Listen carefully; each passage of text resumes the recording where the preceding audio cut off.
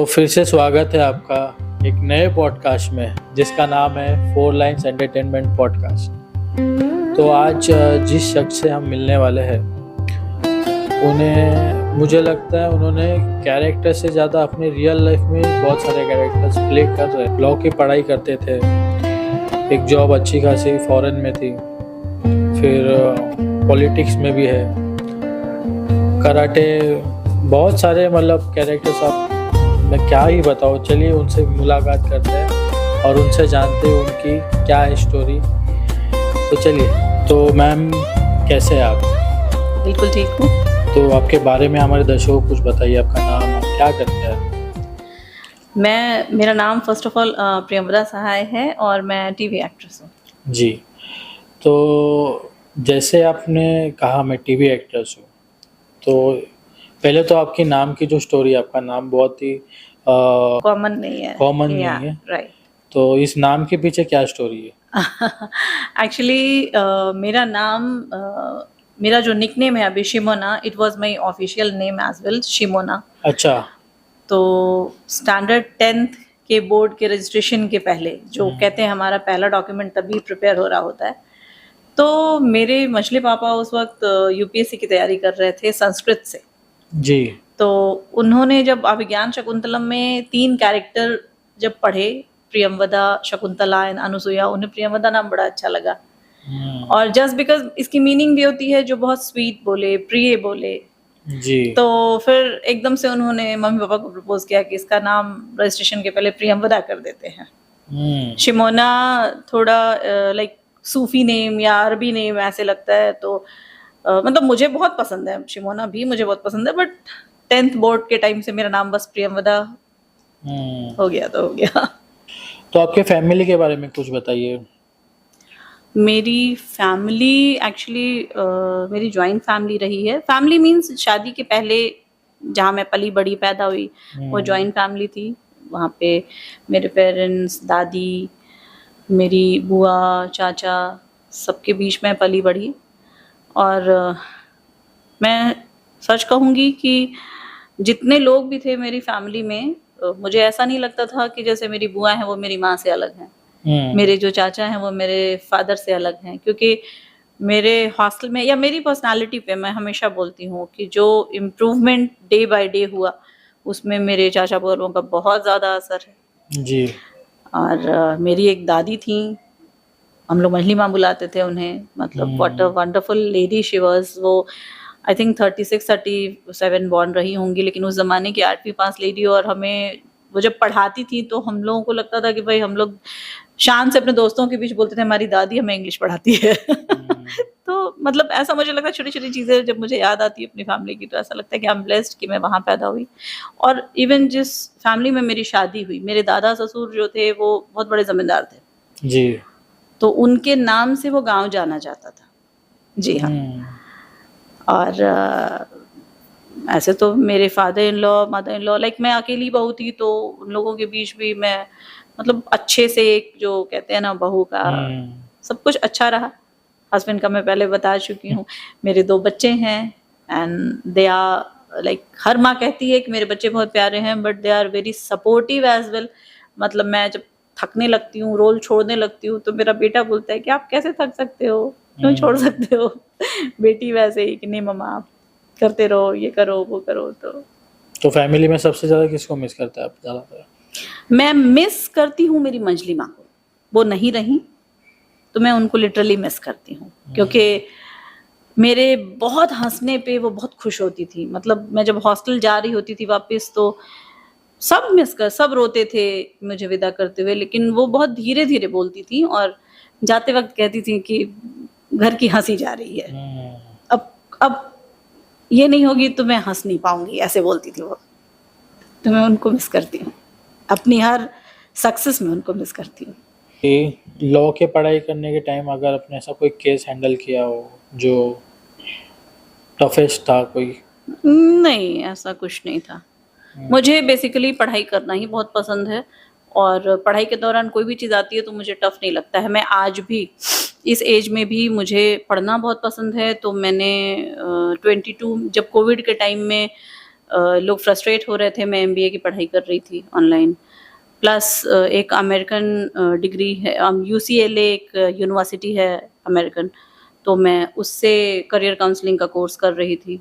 तो मुझे पढ़ना ही बहुत पसंद है, तो मुझे वो टफ नहीं लगता है। उसमें कोई भी केसेस हो, चाहे वो लॉ से रिलेटेड हो, चाहे किसी फील्ड से, मुझे वो आज भी मुझे ऐसा लगता है कि मतलब इवन मेरे बुढ़ापे तक अगर कुछ कोर्सेज चलते रहे, वो इसलिए नहीं कि मुझे कुछ अचीव करना है, मुझे ऐसा लगता है कि हाँ बस ठीक है, पढ़ना अच्छा लगता है मुझे।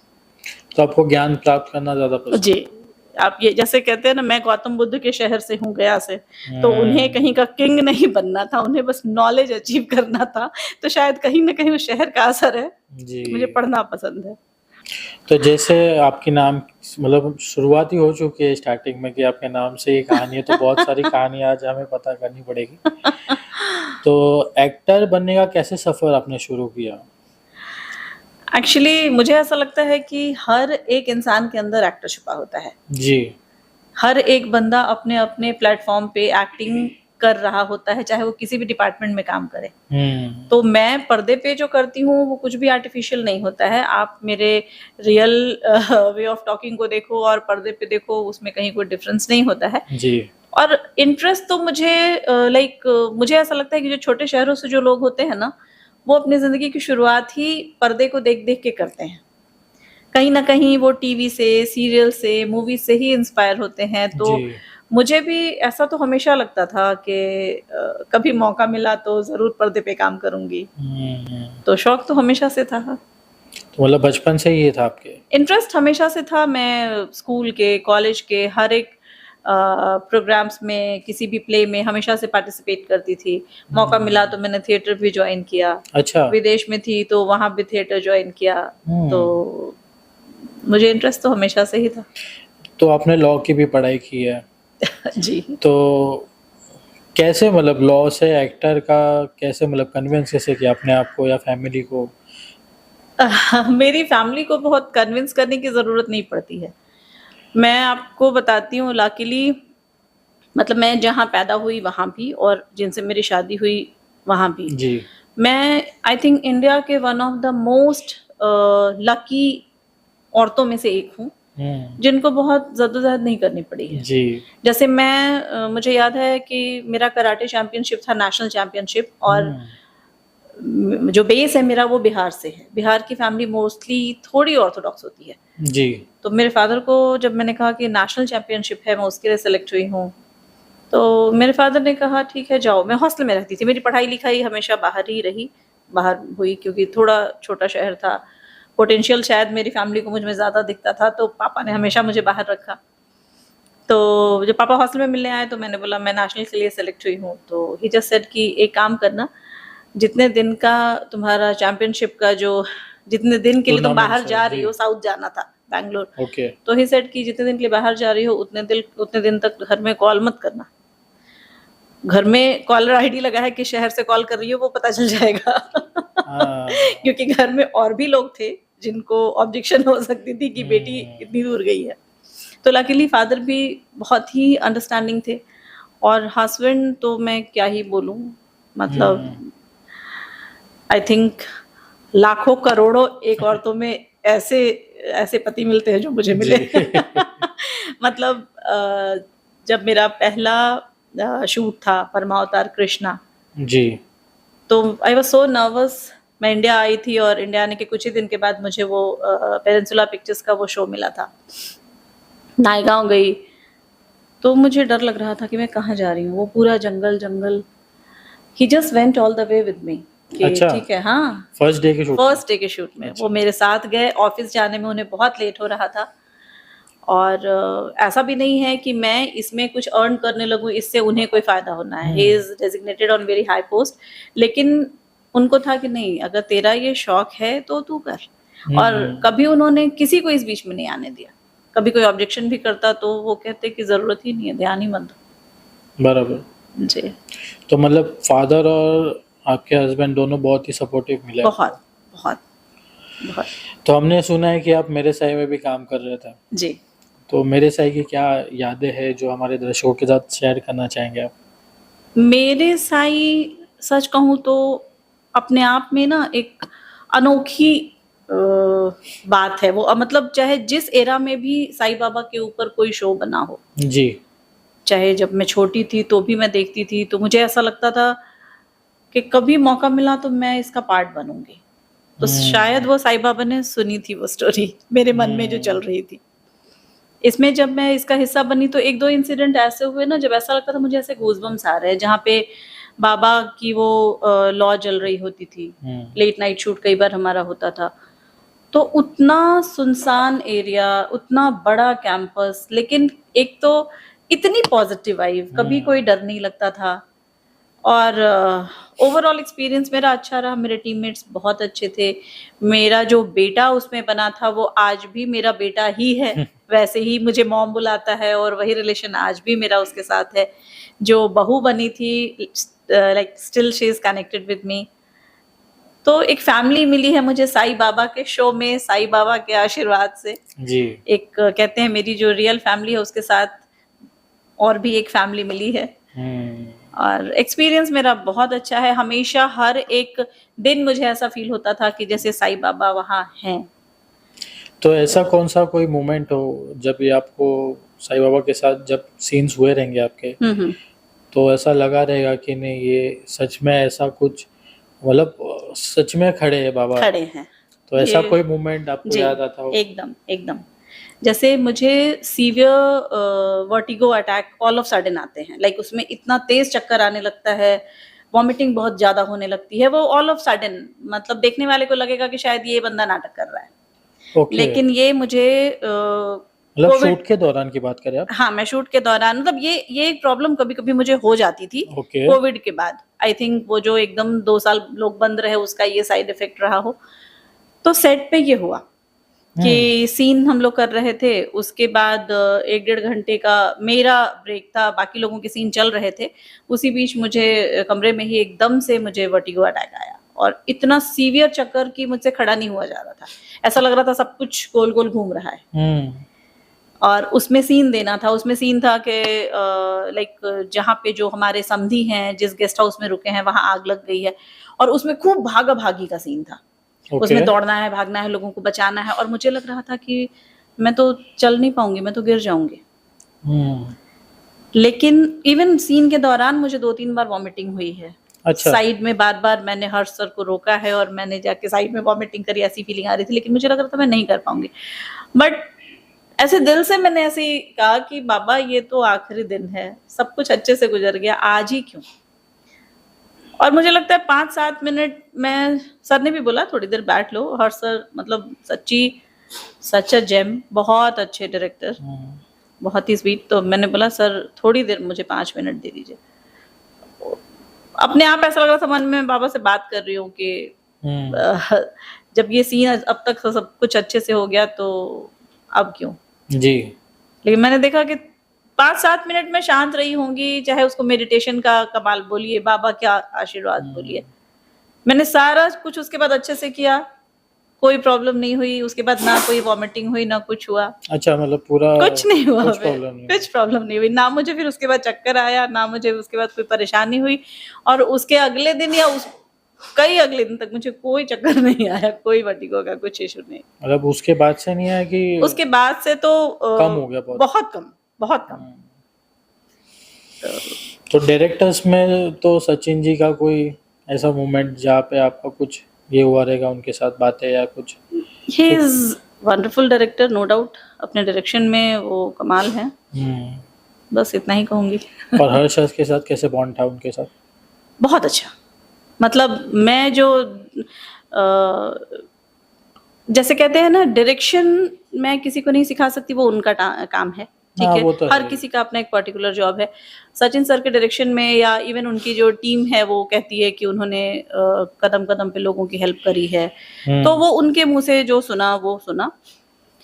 और हर्ष सर की जहां तक बात रही, मैंने पर्सनली भी ये नोटिस किया कि छोटी छोटी चीजों में वो आर्टिस्ट को बहुत समझते हैं, हमेशा बहुत पोलाइट रहते हैं जी। और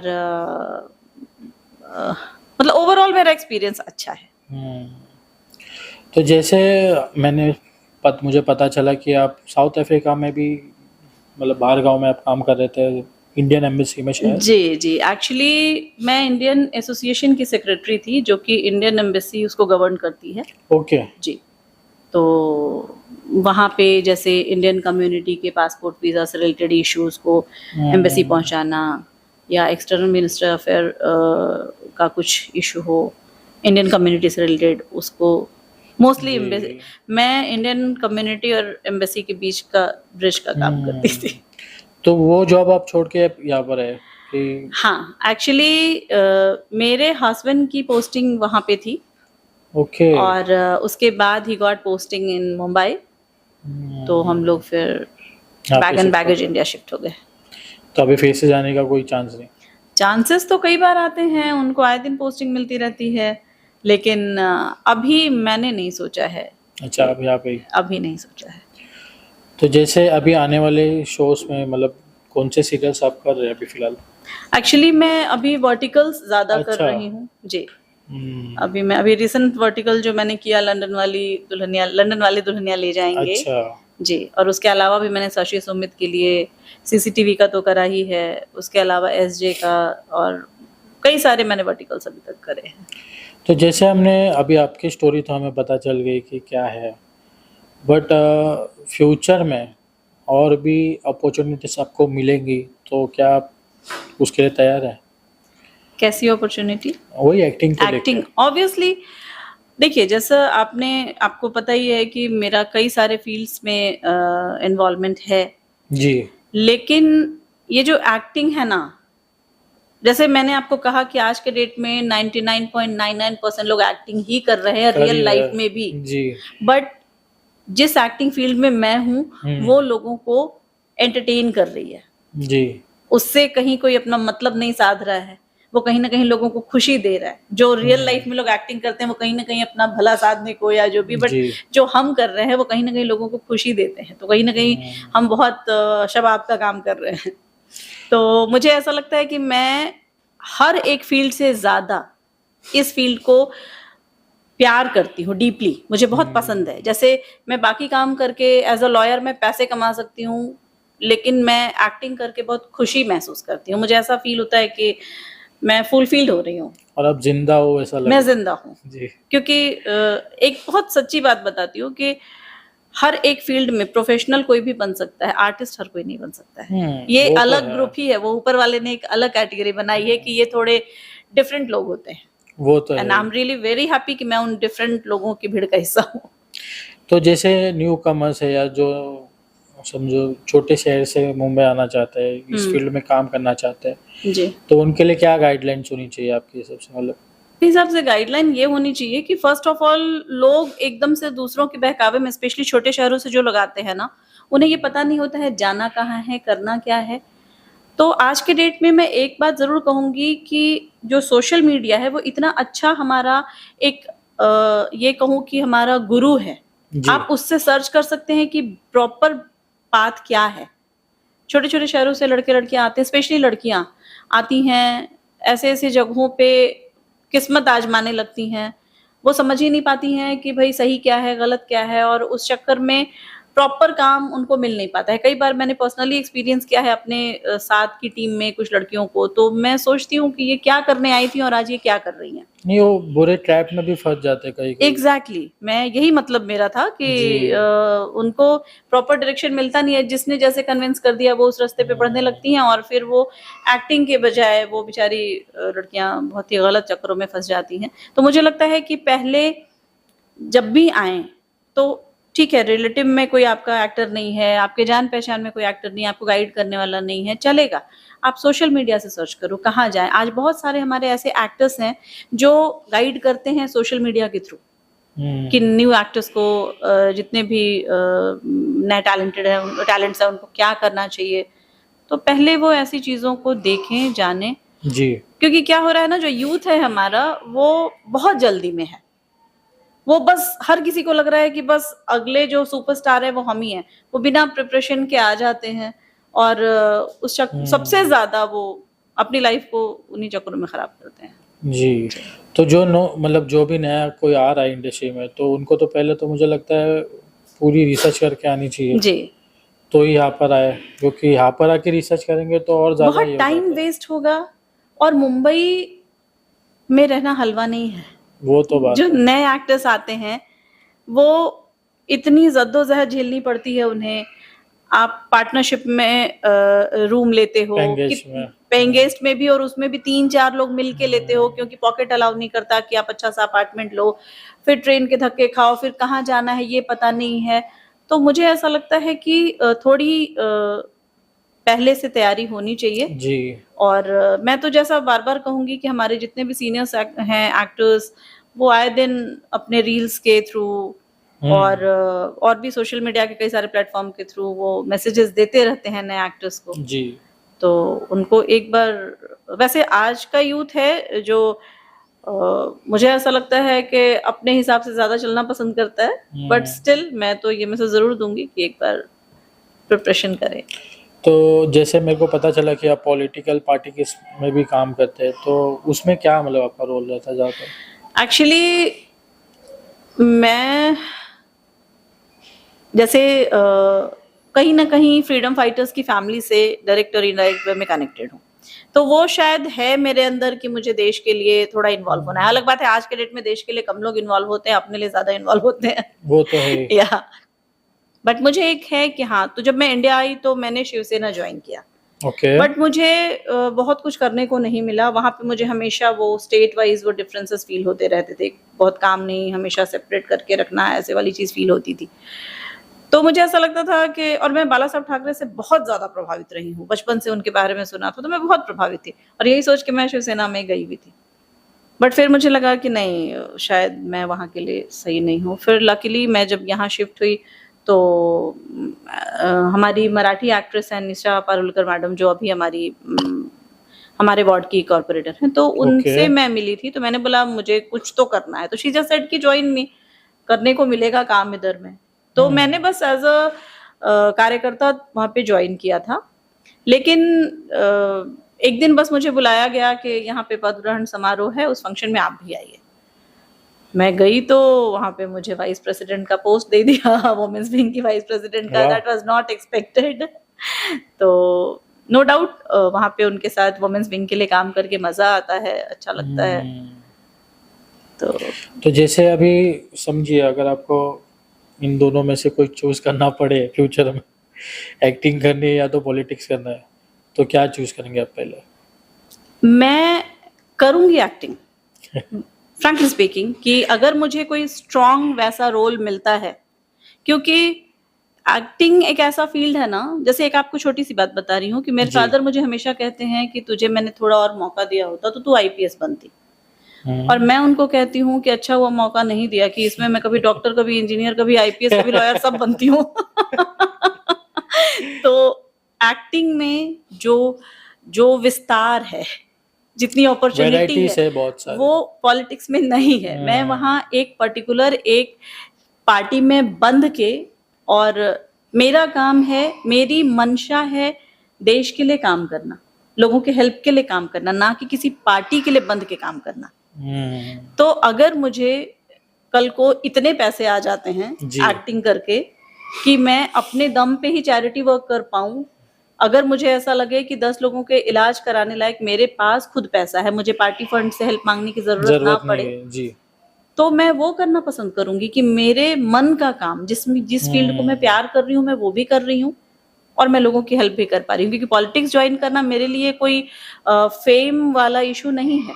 बिकॉज अगर कायदे से कहूँ तो, जैसे मैंने कहा ना कि मैं एक्टिंग करके बहुत अच्छा फील करती हूँ जी, तो वैसे ही मैं एक अच्छे आदमी की पत्नी हूँ, और मुझे सबसे ज्यादा सुख, अगर सच्ची बताऊं तो, मुझे अपने हस्बैंड के साथ टाइम कहीं बिल्कुल किनारे कोई ना हो, हम लोग हों, बस मुझे उसमें मजा आता है। तो मुझे ना पैसे की कमी है, या कमी हो ना हो, मतलब मुझे ना पैसे की बहुत इच्छा है अपने लिए, ना मुझे बहुत फेम का है, बट इतना जरूर है कि आपने सुना होगा, साई इतना दीजिए जामे कुटुंब समाए, मैं भी भूखा ना रहूं साधु ना भूखा जाए।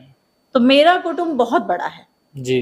कुटुंब means not only my father या मेरा ससुराल या मेरे पति या मेरे बच्चे। मेरा कुटुंब वो है कि जहां भी किसी ने मेरे से मदद मांग दी, जैसे कोविड के टाइम में मैं जितने लोगों के साथ अब तक काम कर चुकी हूँ उनमें से कम 100 लोगों ने मेरे से जरूर मदद मांगी है, और जो मेरे से हुआ, मैं ये नहीं कह रही कि क्या किया क्या दिया, वो मैं, जी। क्योंकि कहते हैं ना कि आपने किया तो और भूल जाना कह दिया चाहिए। तो उनको चोट लगती है। लेकिन मैं इतना जरूर कहूंगी कि जब मैं किसी की मदद नहीं कर पाती थी, मेरी भी एक लिमिटेशन थी, तो मैं साईं बाबा को ये कहती थी कि साईं इतना दीजिए कि जो ये वाला कुटुंब है जिनकी हेल्प नहीं कर पा रही हूँ, मैं उनकी हेल्प कर पाऊं। मतलब ये ना कोई पर्दे पे की गई एक्टिंग है, ये मेरे दिल की बात है जी। कि मैं चाहती हूँ कि हाँ उतना जरूर हो कि जब भी मुझे ऐसा लगे कि जेन्युइनली किसी को हेल्प की जरूरत है तो मैं जरूर करूँ। तो जैसे मेरे साई का शूट खत्म होने के बाद आप शिरडी गए थे क्या? हाँ, तो पहले शिरडी में मंदिर में जाते हुए क्या महसूस करते हैं, या बाबा को सामने देखकर क्या सबसे पहली फीलिंग क्या आती है? कोई फीलिंग ही नहीं आती है, बस मैं ब्लैंक होके, मतलब बस डूबी रहती हूँ। मैं कुछ वर्ड में उसको नहीं बता पाऊंगी, ये नहीं कहूंगी कोई फीलिंग नहीं आती है, मतलब वो ऐसी फीलिंग है कि आप उसको वर्ड्स में नहीं बोल सकते। आपको ऐसा लगता है ना, जैसे डे टू डे लाइफ में, अगर मुझे नहीं पता आपने ये फील किया है कि नहीं, मैं तो कभी करता बहुत हूँ। प्रेशर होता है तो ऐसा लगता है ना यहाँ पे ऐसे भारी भारी सा लगता रहता है, आप सो के उठो तो ऐसा लगता है कुछ बहुत हेवीनेस, आप वहां एंटर होते हो ना, ऐसा लगता है आपने सब उस दरवाजे के बाहर छोड़ दिया, अंदर जी। गए आप बिल्कुल खाली, एकदम शांत। तो एक एम्प्टी बॉक्स की जैसा है empty box and very relaxed. होता है। तो फ्यूचर में ऐसा कोई रोल जो आप करना चाहते हो, या करना, मतलब आपका एक सपना है कि ड्रीम कुछ होना चाहिए, ऐसा कुछ कि वो अभी तक आपने रोल नहीं किया है, ऐसा कुछ कैरेक्टर? हाँ, अगर मुझे कभी ऐसा मतलब ये अपॉर्चुनिटी मिली तो मैं 3 रोल जरूर करना चाहूंगी। मैं एक तो अगर मौका मिला तो मैं मैडम इंदिरा गांधी का रोल करना चाहूंगी, मैं जीजाबाई का रोल करना चाहूंगी, और तीसरी मैं जॉन ऑफ आर्क का रोल करना चाहूंगी। तो ये तीनों क्यों करना चाहेंगे आप? मतलब जस्ट बिकॉज तीनों अलग अलग पर्सनालिटी होते हुए भी जो अंदर से जो स्ट्रॉन्ग, जो डेप्थ थी इन तीनों लेडीज में, जी, वो कहीं ना कहीं मुझे अंदर तक कनेक्ट करती है, तो इसलिए मैं इनका रोल करना चाहूंगी।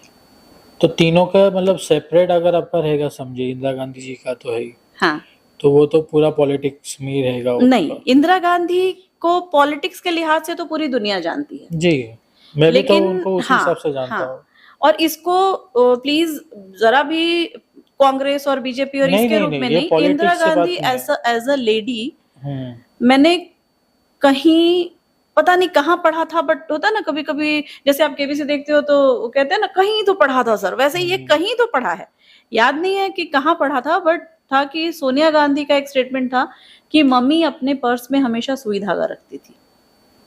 इंदिरा गांधी के पर्स में हमेशा सुई धागा होता था, ये मैंने बचपन में कहीं पढ़ा था। पर ये क्यों? मतलब होता है ना कि लेडीज को हमेशा कोई ना कोई चीज, कहीं हुक टूट गया, कहीं कुछ हो गया, तो वो डिपेंडेंट नहीं थी किसी पे। ये बहुत छोटी छोटी चीज है। वो अपने पोते राहुल गांधी को अपने हाथ से खाना खिलाती थी मिनिस्ट्री से लौटने के बाद। तो ये चीजें apart from her politics career, as a lady वो दोनों लाइफ को ऐसे बैलेंस करके चली कि मुझे उस चीज ने हमेशा बहुत अट्रैक्ट किया। अब हो सकता है मैं उतने डेप्थ में नहीं जानती हूँ, कहने वाले बहुत सारी बातें करते हैं, बट मुझे कुछ कुछ चीजें जो मैंने उनके लिए बचपन से सुन रखी है, पढ़ रखी है, तो मुझे ये चीज बहुत अट्रैक्ट करती है। और जीजाबाई का जो डिवोशन है, उनका त्याग है, वो तो पूरी दुनिया जानती है, तो जानते ही। पूरी दुनिया जानती है। तो और जो थर्ड पर्सन है उनका, जॉन ऑफ आर्क जो है, वो इतनी स्ट्रॉन्ग क्वीन थी।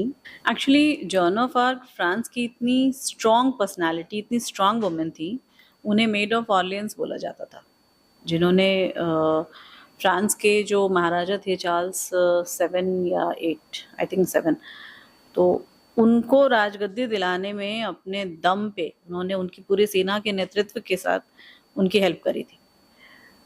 तो उस ज़माने में जब औरतों का, चाहे कोई भी कंट्री हो, औरतों का इन्वॉल्वमेंट कभी भी पॉलिटिक्स में या सत्ता में नहीं होता था, उस वक्त उनकी इन्वॉल्वमेंट बहुत ज़्यादा थी सत्ता में। Just because of her strength मैं उनको एडमायर करती हूँ। मतलब मैं बहुत छोटी थी बेसिकली, मुश्किल से 6-7 साल की रही होंगी। तो जैसे मैंने बताया, मेरे मंझले पापा चूंकि यूपीएससी की तैयारी करते थे, तो ऑब्वियसली पढ़ाई में बहुत ज़्यादा इन्वॉल्वमेंट। ऐसे हमारी फैमिली थी ऐसी कि वहाँ पे बातें बच्चों से भी ऐसी ही होती थी बचपन से ही कि मतलब जैसे मेरे फादर थे या अंकल्स भी थे, तो अगर मैं एग्जाम में 4th 5th के एग्जाम में भी थकने लगती थी कि नहीं मुझसे नहीं हो रहा है, मुझसे नहीं हो रहा है, तो हमें कभी वैसे नहीं पढ़ाया जाता था कि नहीं नहीं बेटा करना है ये। हमें ना बड़े बड़े स्लोगन सुना के पढ़ाए जाते थे कि बेटा आदमी जो चाहे तो तकदीर बदल सकता है, सारे जमाने की तस्वीर। तो ऐसे सुन सुन के ही हम बड़े हुए। तो जॉन ऑफ आर्क की कहानी मैं बहुत छोटी थी तब मैंने पढ़ी थी कि उन्होंने किस तरीके से अपने ओपोनेंट जितने भी उनके ओपोनेंट्स थे उनको कितने ट्रिकी वे में अपने रास्ते से हटाया, किस तरीके से उन्होंने रूल किया और कभी भी अपना पेशेंस नहीं लूज किया। तो एक माइंडसेट उनका था, वो हमेशा मैंने मंझले पापा से उनके बारे में सुना। तो हमेशा मुझे ऐसा लगता था कि कम लोग उनके बारे में जानते हैं।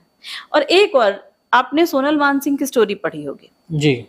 सोनल मानसिंह बहुत स्ट्रॉन्ग डांसर है, अपने दोनों पैर खोने के बाद भी। तो मैं 12th में थी जब मैंने उनके बारे में पढ़ा था, हमारे सिलेबस में था I am going to dance again. तो एक वो रोल मैं जरूर करना चाहूंगी कि लाइफ बिल्कुल जीरो हो चुकी है और वहां से वापस लौट के इवन ड्यूरिंग दैट पीरियड ये कहना कि I am going to dance again, ये चीजें मुझे हमेशा बहुत अट्रैक्ट करती हैं। तो आपकी लाइफ के सफ़र तो हमने देख लिया कि आपने एक अच्छा जॉब था, एम्बेसी में काम, मतलब एक बाहर गाँव में आपने जॉब किया, फॉरेन के बाद आप इंडिया से आप एक्टिंग का स्टार्ट किया, फिर पॉलिटिक्स, लॉ। तो इतने सारे कैरेक्टर्स या किरदार तो आपने रियल लाइफ में तो जी लिए, तो इनमें से टफेस्ट कौन सा था? टफेस्ट तो जैसे मुझे ऐसा लगता है कि जब मैं सीन में होती हूँ तो मैं वो होती हूँ जो सीन मिला होता है मुझे। मैं ये नहीं कहूँगी कि मैं बहुत धुरंधर आर्टिस्ट हूँ, बट हाँ आई ऑलवेज फील कि जो मिला है किरदार उसको निभाऊं। लेकिन मुझे एक इंसिडेंट याद आता है, मैं एक कैरेक्टर रोल कर रही थी डॉक्टर का लेडीज स्पेशल सीरियल में। ओके। तो मुझे मैं बहुत नई थी उस समय, नई तो हम मतलब कुछ ही साल हुए थे मुझे इंडस्ट्री में, और मुझे ये नहीं पता था कि क्योंकि उसके पहले मैं उसके पहले मुझे याद नहीं मैं कौन सा शो कर रही थी, but scheduler was too good कि वो मुझे उतने ही टाइम के लिए बुलाते थे कि हाँ, और अगर लेट नाइट शो होना हो तो पहले से वो बताते थे कि मैडम प्रिपेयर हो के आना, लेट होगा। लेडी स्पेशल में मैं जब गई थी तो शुरू में तो सब अच्छा चला, लास्ट वाले डे का जो शूट था तो उसमें बिना किसी इंफॉर्मेशन के 3 बजे तक वो शूट चला। अच्छा। और पर ये तो बताया जाता है? नहीं बताया गया था उसमें। अच्छा।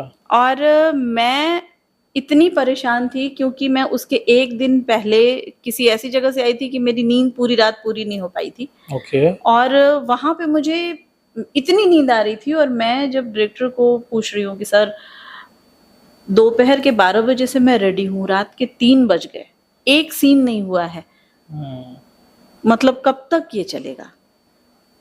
तो सर ने बहुत रूड बिहेव किया और मैं सीन नहीं दे पा रही थी अपने, मतलब बहुत छोटा सा सीन था, मैंने उससे कहीं ज्यादा मतलब वो तो छोटा सा था, डिलीवरी करानी है या जो भी ऐसा, बट मैंने कई सारे रोल किए हैं जिसमें मतलब वैसे सीन देने हैं कि अभी आप एकदम नॉर्मल मूड में हो, अचानक से खबर आई है कि हस्बैंड की डेथ हो गई और आपका एकदम मूड चेंज हो रहा है, तो वो सब मुझे कभी टफ नहीं लगा। लेकिन ये मुझे इतना टफ लगा था कि मुझे एक ही डायलॉग में शायद पूरी लाइफ में कभी इतनी फंबल नहीं हुई हूँ जितनी मैं उन तो 4-5 हाँ बार और लास्ट में डायरेक्टर जब गुस्सा आने लगा, कहाँ से उठा के लाया हो इस लेडी को, तो आई वाज जस्ट फीलिंग कि ये क्या हो रहा है मेरे साथ, मैं क्यों नहीं कर पा रही हूँ। तो वो इंसिडेंट अब तक का मेरा बहुत ही खराब रहा है, बहुत ही बुरा एक्सपीरियंस।